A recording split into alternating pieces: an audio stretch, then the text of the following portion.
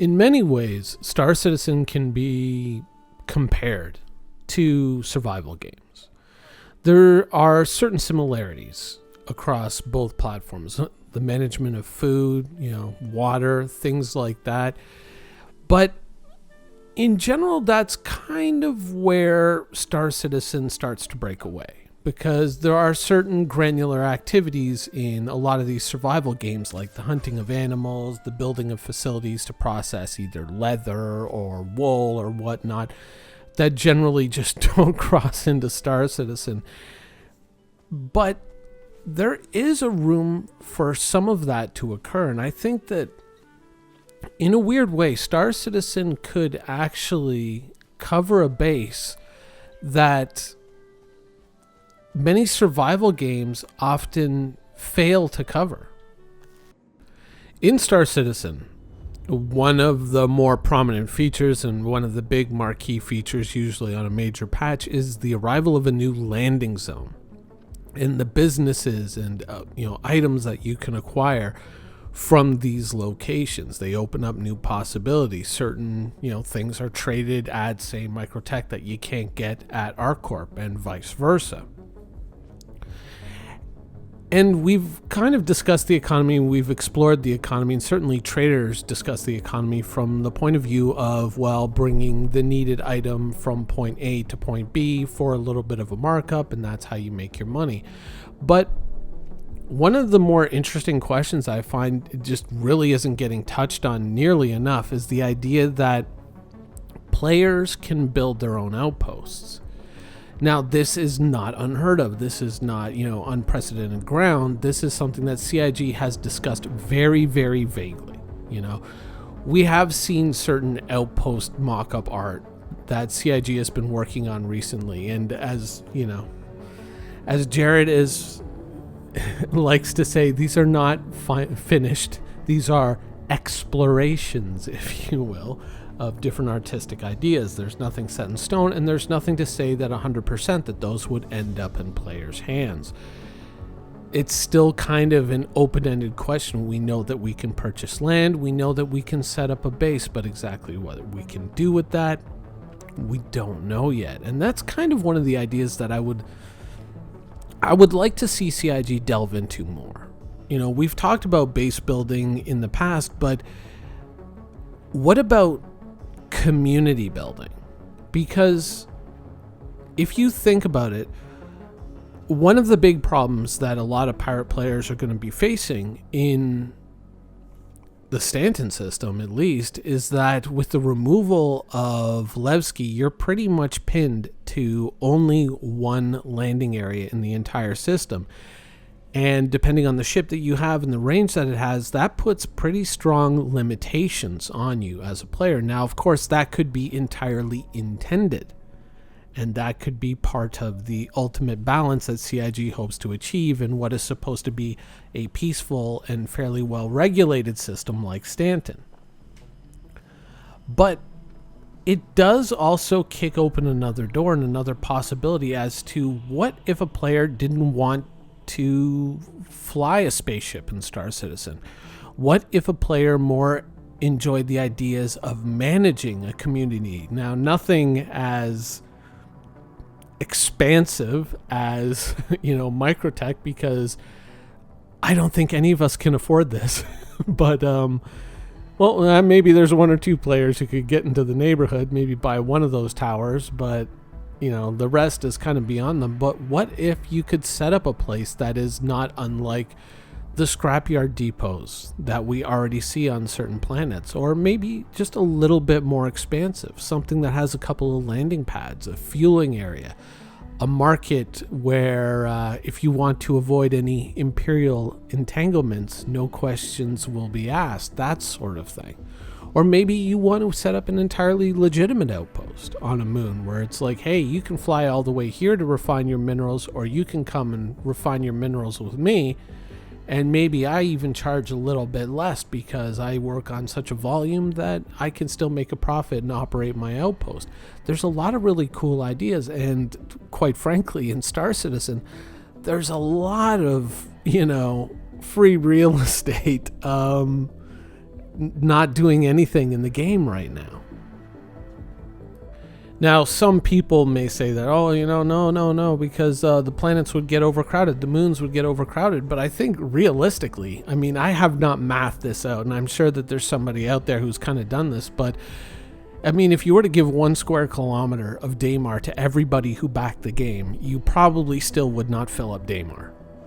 I mean, these planets and moons aren't even full size, as we would see them in the real world. But already, even that one world would vastly exceed what players are capable of using up within the universe. And I mean, I would like to kind of go down this road, and I would like to kind of see CIG discuss these things. I think it would be interesting. Now, if you're an elite dangerous player, you know that something like this technically already exists, and it's actually already teed up to exist in Star Citizen as well, but we'll get to that in a moment. But if you ever decide, hey, you know what, I'm going to start figuring out engineering in Elite Dangerous. If you're one of those people who's dabbled in the game, but you're thinking like, oh man, Odyssey is coming, I got to get that engineering all figured out. One of the things that you'll discover in their version of the quote-unquote persistent universe, or just their universe, is that any system that you want to go to, no matter how far out the bubble it is, if it's of consequence, if there's a material there that's well known to be harvested in that location, or there's this is where you go to get the Guardian frameshift drive or anything like that, some of those systems way back in the day may not have had any facilities to support players in those systems, but thanks to the addition of fleet carriers, players have more or less set up mobile bases in all of those locations where you can go and you can get refueled, you can get rearmed, you can get new collector limpets or whatever. You can get all this, a lot of the stuff that you need, not all of it, but a lot of the stuff that you need off of players' fleet carriers, which they have placed in those systems. And so you actually get into a situation where you're going way outside of the bubble, and all of a sudden you find 50 fleet carriers all hovering around one moon of a planet, and you're just like, okay, there's got to be something there. There's got to be something significant there. Maybe I should go and do a quick Google search and find out why everyone's got a carrier around this moon or, planet or whatnot. And Star Citizen has actually teed up the idea that they're going to do the same thing. What do I mean? Well, there's a not so little ship that you may have heard about once or twice. The Kraken, or more specifically, the Kraken privateer. Now, the idea of, let's say that this is Daymar, for instance, but you can see the big planet in the background with the rings around it. We know it isn't Daymar. But let's say that, you could set up a market somewhere on Daymar where maybe goods could be exchanged that were not entirely legally acquired, or perhaps other goods that are, their legality is questionable. They're available in certain parts of human-controlled space, but you're going to sell them in a marketplace where the UEE isn't present, but you want to collect them in bulk. Having something like this in a place, in a high-traffic area like that, where you can collect all these things and then bring them to market where they're more valuable, certainly would seem like a genuine venture. But there is kind of another problem with Star Citizen, is that this ship, especially when landed, is going to be extremely vulnerable, right? And probably prone to a few attacks. If you're sitting there in system and you're saying, I'm advertising, I'm buying Hadanite. Let's say Hadanite is the material that we're after, and I'm buying it at, +2 whatever the UEE market is, because let's say maybe the Xi'an buy it for a little bit more, and I'm going to make money on that exchange, right? A lot of players know that I'm there. A lot of players know that I'm going to be buying that thing, and they might say, well, he's been here in system buying it constantly. He's been buying Hadanite for 4 or 5 days. Maybe it's time to just go in and just strip all the Hadanite off of that ship, or just destroy the ship and get whatever Hadanite survives, because it's probably going to be quite a lot. And that is kind of one of the bigger problems, not just with Star Citizen, but with many of the survival games out there, broadly speaking, is that while they do embrace certain facets of base building, they also do their best to kind of destroy them. And this is often one of the, the comments that you hear, is that a lot of players are like, well, I would never set up a base like that because players are just going to come in and blow it up, or it's going to take the UEE too long to respond, even if they're in secure space. And, we're selling one variant of, the Hercules Starlifter that drops MOABs, or the mother of all bombs, or, the futuristic variant of said weapon, that makes building a base kind of, perhaps a bad idea. And the internet being the internet, we know that bases are going to probably take one hell of a beating, and that's kind of pushed a lot of people away from it. There's a lot of people out there who would like to set up maybe their own miniature version of a Mos Eisley or a refining station or a mining station on a moon, but the reality is the internet's going to be the internet, and they don't want to log in one day and find all that infrastructure and find all that hard work that they went through to build has just been vaporized overnight, and they've got nothing to show for it. And that's kind of, a major kind of a pushback against that idea. There are a lot of people who oftentimes embrace certain survival games, whether it's Conan Exiles or it's Scum or it's Ark or whatever, but they immediately cast those games away and they get sick of it because, it happens all the time, and sometimes it doesn't even have to be your fault. You could build a very strong and a very well defended base, but then what happens if the server owner doesn't like you? Or one of the admins happens to be friends with one of the other clans on the server, and all of a sudden all your stuff is gone. Now, some people might say, oh, that's not really a frequent occurrence. The members of, the Scum org, which I'm a member of, we are degenerate survival game players. Absolutely degenerate. Like, when we get into a new survival game, it's kind of epic. But one of the things that we've noticed, because we have befriended many server admins over the years, and we have at times been gently prodded towards removing another clan from a server, and at other times we have logged into a server to find that all of our stuff, including all of our stuff that you would otherwise be hidden from other players, has gone missing. Now, of course, I'm talking about a specific scenario that in Star Citizen ideally would never occur, which is server, admin abuse.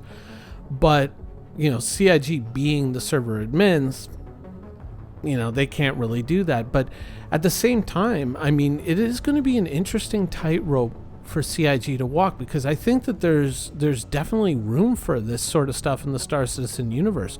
And there's a hunger for things like this to exist in Star Citizen, but at the same time, CIG is going to have to balance it out to a degree that makes it worthwhile. And I'm not just talking about, bases here in Stanton where, you can expect a reasonable, law enforcement intrusion should an attack on your base occur.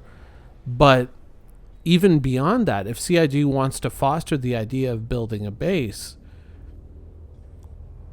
they're going to have to find some kind of a middle ground to where, if, let's say, there isn't law enforcement that can protect that base, but players could possibly take a more overwhelming approach to their base defense that would push things to a point where perhaps only the most extreme assaults would be successful against a base like that.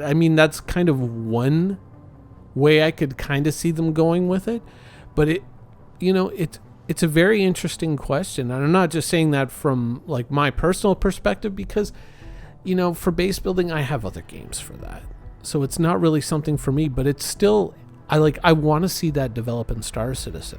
I want to see, not just, people being able to build their safe legal bases in safe space, or relatively safe space.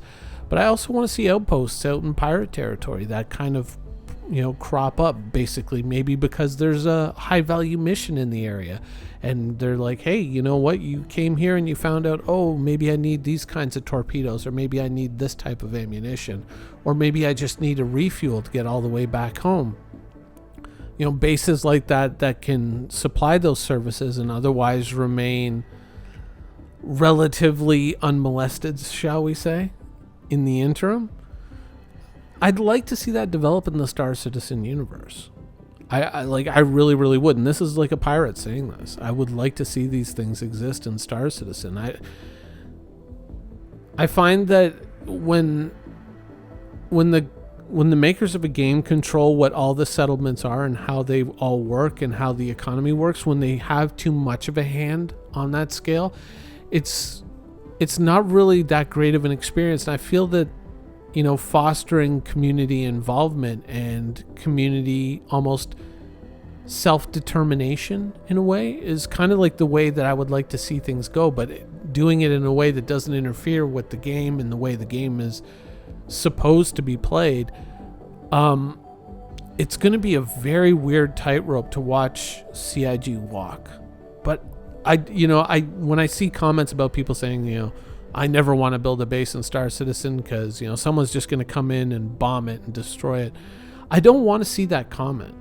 I want to see players saying, no, I do want to build a base. I do want to build an outpost. And I bet you there are players out there in the Star Citizen universe who maybe don't really want to fly ships all the time, but they would more, enjoy, building infrastructure and building outposts in distant locations in the universe and managing those things and managing the communities that form around them. It's going to be interesting to see how that develops. Maybe even setting up missions that players can do to, my outpost needs more water or it needs more fuel and things like that. These are things that I would like to see develop in Star Citizen. I don't know. Let me know what you think in the comments below.